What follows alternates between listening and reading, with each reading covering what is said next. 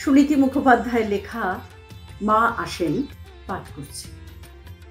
মা বলতেন, ভক্তের ডাকে মা আসেন সাড়া দিতে। অনেক সময় ভক্তের তাকে ভুল হয় চিনে নিতে।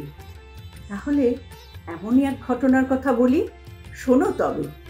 শুনলে মায়ের ছলনা কেমন একটা ধারণা হবে। মায়ের ভক্ত পাহাড়ি নদীতে করতে গেছেন চান। মার ভাবনায় সারাক্ষণ তার মন করে আনচান।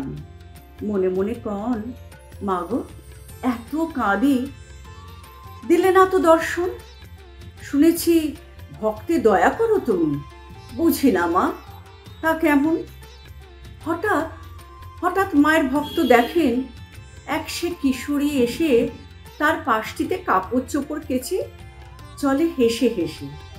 তাতে ভক্তের বড় রাগ হয়, মনে মনে চটে যান। কাপড়ের জল ছিটে লাগে গায়ে, কেমনে করেন চান। মেয়েটি স্বভাবে চঞ্চলা, মুখে হাসিটি সর্বদাই। কাপড়ের জল কোথায় ছিটায় কোনো ভ্রুক্ষেপ নাই। পর পর দুটো দিনই এমন বিঘ্ন চানের ঘাটে। মায়ের ভাবনা, চানে অশান্তি, দুই নিয়ে দিন কাটে।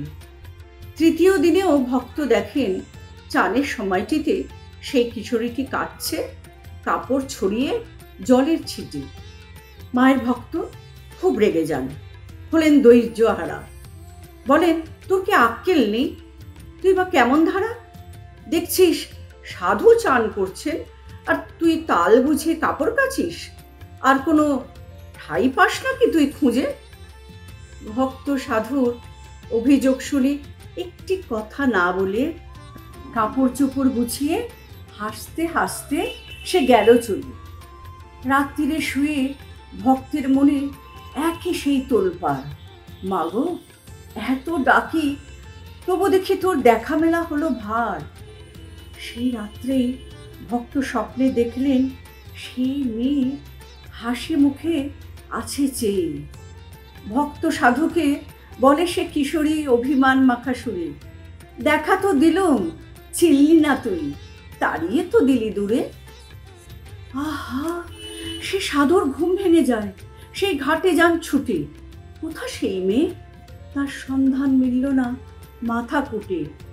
মা বলেন, ওগো কোন মূর্তিতে মা আসেন কার কাছে বুঝতে পারি না, কাজেই কারেও সরিয়ে দিতে কি আছে?